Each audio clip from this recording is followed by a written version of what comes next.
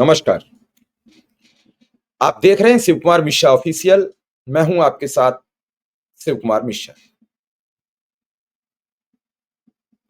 उत्तर प्रदेश में अब राजनीतिक समीकरण 2027 के विधानसभा को लेकर बनना और बिगड़ना शुरू हो चुके हैं। बसपा सुप्रीमो मायावती अब पूरी तरीके से चुनावी प्रक्रिया को लेकर बहुजन समाज पार्टी को चाक चौबंद करने के लिए मैदान में उतर चुकी हैं। पहले उन्होंने अपने भतीजे आकाश आनंद, फिर उनके ससुर, दोनों को पार्टी में वापस ज्वाइन करा लिया।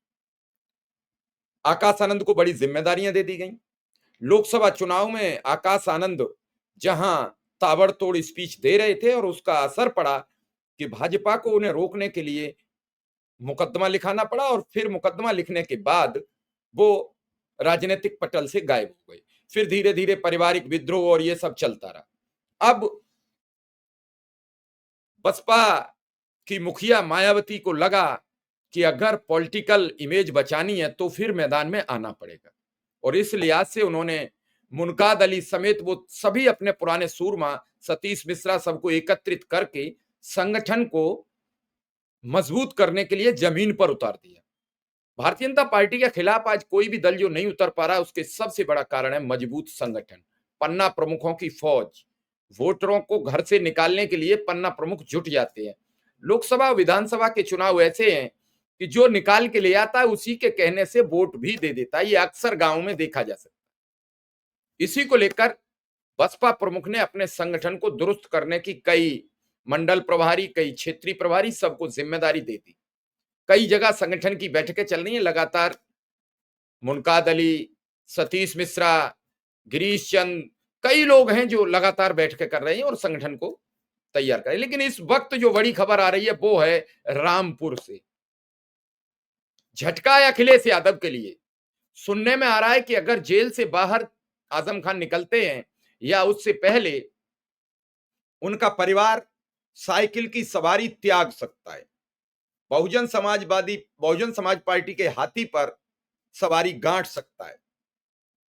पूरा परिवार इस बात के लिए पहले से तैयार था। बीच में यह खबर आजाद समाज पार्टी के चंद्रशेखर के साथ चली थी। उनका परिवार लगातार चंद्रशेखर के साथ जाने की चर्चा पर चुप्पी छाई हुई थी।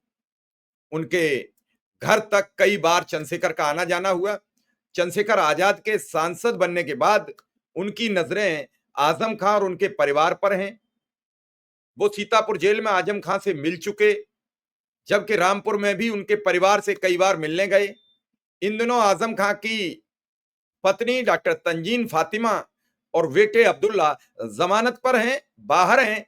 ऐसे में वो लगातार साथ आने की कोशिश कर रहे हैं, लेकिन बसपा के साथ आने की अटकलें सही साबित हुई तो चंद्रशेखर के साथ जाने की चर्चाओं पर भी विराम लग जाएगा।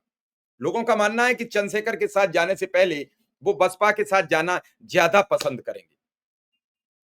अब ये चर्चाओं में खबर छपी है। खबर बड़ी महत्वपूर्ण है कि साइकिल छोड़कर हाथी पर सवार हो सकता है आजम खान का परिवार। सपा नेता आजम खान के करीबियों ने वर्ष 2024 के लोकसभा चुनाव लड़ने का बहिष्कार कर दिया था। इसके बाद पार्टी हाईकमान द्वारा आजम खान समेत उनके कई करीबियों के बीच एक दरार पड़ती नजर आई। सूत्रों की माने तो आजम खान का जो परिवार है वो जल्द साइकिल की सवारी छोड़कर हाथी की सवारी गांठने की तैयारी कर रहा है। ऐसे में आजम खान और उनके परिवार ने निर्णय लिया है कि सपा के राष्ट्रीय अध्यक्ष अखिलेश यादव के पीडीए यानी पिछड़ा, दलित, अल्पसंख्यक को बड़ा झटका लग सकता है। आजम खान मुसलमानों में एक चर्चित नेता रहे हैं और जिस तरीके से उनके साथ उत्तर प्रदेश की सरकार ने, वो कहते हैं मेरे साथ ज्यादती हुई है, अगर वो ज्यादती सच साबित होती है तो आजम खान के प्रति लोगों की सहानुभूति बढ़ती नजर आ रही है। सपा नेता आजम खान एक बड़े मुस्लिम नेता के तौर पर जाने जाते हैं, लेकिन पिछले समय में उनका काफी ग्राफ गिरा है। ऐसे में सपा का साथ छोड़ना पार्टी के लिए मुस्लिम मतों का बिखराव मुसीबत बन सकता है। पंचायत चुनाव भी करीब है। वर्ष 2027 का विधानसभा चुनाव भी करीब है। तो ये जो हलचल शुरू हो चुकी है कि वर्ष 2024 में जो हुआ चुनाव लोकसभा, उसमें सपा का हाईकमान से आजम खान की लगातार दूरी बनी रही। कहने को तो यह भी सुनने में आया कि उनके कई समर्थक समाजवादी पार्टी के जिला अध्यक्ष ने बसपा उम्मीदवार की मदद की थी, लेकिन चूंकि पिछले चुनाव में संविधान और उन सबको जो माहौल बना था, वो सारा वोट बड़ी तादाद में सपा को चला गया, लिहाजा सपा के उम्मीदवार चुनाव जीत गए। लोकसभा चुनाव के दौरान आजम खान की पत्नी, उनकी पत्नी डॉक्टर तंजीम फातिमा, बेटा अब्दुल्ला आजम जेल में थे। रामपुर के इतिहास में यह पहली बार हुआ कि लोकसभा जैसे देश का भविष्य तय करने वाले चुनाव में आजम खान और उनके परिवार की सक्रियता नहीं रही, पहली बार वर्षों बाद। ऐसे में सपा जिलाध्यक्ष अजय सागर और आजम खान बेहद करीबी नेता आसिम रजा ने प्रेस कॉन्फ्रेंस करते हुए नामांकन की अंतिम तिथि से पहले लोकसभा चुनाव का बहिष्कार भी कर दिया, जबकि आसिम रजा वर्ष 2022 में लोकसभा उपचुनाव में सपा के उम्मीदवार रहे।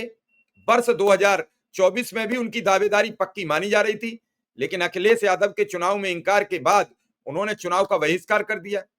ऐसे में अखिलेश यादव ने तुरंत चुनाव मैदान में लोकसभा की मस्जिद के इमाम मौलाना मोहिबुल्लाह नदवी पर दाव खेल दिया, जो कामयाब भी रहा। लोकसभा चुनाव के दौरान आजम खान के करीबियों ने अंदरूनी बसपा प्रत्याशी जीशान खान को समर्थन दिया, जिससे सपा पूर्व जिलाध्यक्ष वीरेंद्र गोयल ने खुलकर बसपा के साथ रहे। लेकिन रामपुर की जनता ने शहर से लेकर देहात तक मौलाना नदवी को खूब वोट दिया, जिससे वो एक तरफा चुनाव जीते और संसद पहुंचे। मौलाना नदवी तो चुनाव जीत गए, लेकिन पार्टी हाईकमान और आजम खान सहित उनके करीबियों के बीच दरार बन गई।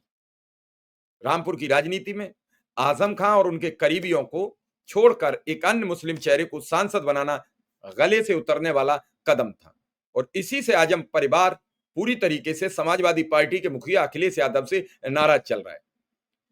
बसपा में जाने की अटकलों के बीच उनके करीबी आसिम रजा, सपा जिलाध्यक्ष अजय सागर ने कुछ भी बोलने से इंकार कर दिया। वहीं बसपा जिलाध्यक्ष प्रमोद सागर ने भी कहा, अभी उनके पास इसकी कोई सूचना नहीं है, लेकिन लखनऊ स्तर पर ही इसका फैसला होगा। पार्टी में जो भी आएगा सभी का स्वागत है। अब इन खबरों के बाद प्रतिक्रिया तो बढ़नी है, प्रतिक्रिया तो आनी है। अगर आजम खान साइकिल पर सवार होते हैं तो इसके क्या क्या परिणाम होंगे और कौन कौन व्यक्ति अभी बसपा में जाता दिखता है। आजम खान सपा के लीडर हैं, रामपुर से कभी अपराजय माने जाते थे, कभी पराजित नहीं हुए थे। अब लगातार मुकदमों, जेल, संगठन से दूरी के कारण उनकी राजनीतिक पकड़ पर भी तेजी से उनका ग्राफ गिरा है। स्वामी प्रसाद मौर्य, जिनकी अटकलें हैं कि बसपा में शामिल होंगे, उनकी अपनी पार्टी नहीं बना ली, कई दफा पार्टी बदल चुके हैं, हर दल में सीमित असर रहा, विश्वसनीयता घटी है, उनके साथ उनका वोट बैंक भी बिखरा है। संघमित्रा मौर्य, जो स्वामी प्रसाद मौर्य की बेटी है, भाजपा से सांसद थी बदायूं से, गठबंधनों के सारे टिके 2019 में मोदी लहर में जीती थी। 2024 में हार के बाद उनका ग्राफ नीचे चला गया और तब से वो अज्ञातवास में है। ओम प्रकाश राजभर, सुभाषपा, गठबंधनों के सारे टिके पर स्वतंत्र पकड़ कमजोर है, लहर के बिना जीत बहुत मुश्किल है। नसीमुद्दीन सिद्दीकी मौजूदा कांग्रेस में, पूर्व हैं बसपा में, 90 के दशक में बसपा का बड़ा चेहरा होते थे, कांग्रेस में आए तो लगातार ग्राफ नीचे गिरा। संजय निषाद, निषाद पार्टी, योगी सरकार में मंत्री बने, पर निषाद वोट बैंक घटा है, विश्वसनीयता और पकड़ दोनों कमजोर हुई हैं। कुल मिलाकर अगर इन नेताओं का चुनावी ग्राफ ऊपर से नीचे रहा और इसी वजह से बसपा का दामन थामने की चर्चा है, तो क्या बसपा के लिए एक नया वोट बैंक लाने का एक सहारा बनेंगे? आजम खान जेल जाने के बाद लगातार जमानत न होने से शारीरिक भी कमजोर हो गए, उनकी कई संपत्तियां कुर्क हुई, कई संपत्तियां तोड़ी गई, आर्थिक भी कमजोर हो गए। हाँ, उनके प्रति अभी समाज में सिंपैथी बनी हुई है, बहुत दिनों से जेल में बंद हैं, तो वो एक कारण बन सकता है। लेकिन आजम के सपा से टूटने से क्या सपा को बड़ा झटका माना जाएगा? समाजवादी पार्टी के पास अभी इस समय कोई मुस्लिम चेहरा बड़ा है जो आजम खान का विकल्प बन पाएगा? लेकिन इन सब खबरों के पीछे क्या वास्तव में आजम का परिवार समाजवादी पार्टी से दूरी बना पाएगा? ये अटकलें पिछले काफी समय से चल रही हैं। जब जब चंद्रशेखर जी उनसे मिलने गए तो अटकलें शुरू हुई। अब ये अटकल दोबारा अगर आई है तो कहीं ना कहीं कहते नहीं है कि जब तक आग नहीं लगती है धुआं नहीं उठता है, कोई तो बात है। इससे पहले भी एक बार बहुत बुरी तरीके से नाराज हुए थे, तब उन्होंने कांग्रेस से संपर्क साधा था। कांग्रेस का इस समय जनाधार नहीं है और कांग्रेस का सपा से गठबंधन है, तो उनका रुख कांग्रेस की तरफ नहीं होगा। ऐसे में वो एक नया स्पेस, नया स्थान, नई जगह तलाश रहे हैं। और नई जगह जब से मायावती जी ने 9 अक्टूबर की एक रैली की चर्चा की है कि हम लखनऊ में एक बड़ा जलसा करने वाले हैं, बड़ी रैली करने वाले हैं, और ये चर्चा जब से चली है तब से कई नेता उनके संपर्क में आए हैं। हो सकता है उस रैली में दर्जनों लोग बसपा में सम्मिलित हो जाएं। और अगर बसपा अपना उभार करती है और त्रिकोणीय मुकाबला होता है तो चुनाव उत्तर प्रदेश में बड़ा दिलचस्प होगा। फिलहाल बसपा के सामने पंचायत चुनाव है। इस पंचायत चुनाव में उसकी भूमिका क्या रहती है? पंचायत चुनाव में हाथी कितनी तेजी से दौड़ता है या ढुल मिला के फिर बैठ जाता है, जैसा लोकसभा चुनाव में उठा ही नहीं, बिल्कुल निकला ही नहीं घर से कि हम नहीं जाएंगे। लोग गन्ने भी दिखाते रहे, लोग चारा भी दिखाते रहे, हाथ ही नहीं उठा। बड़े अच्छे उम्मीदवार थे।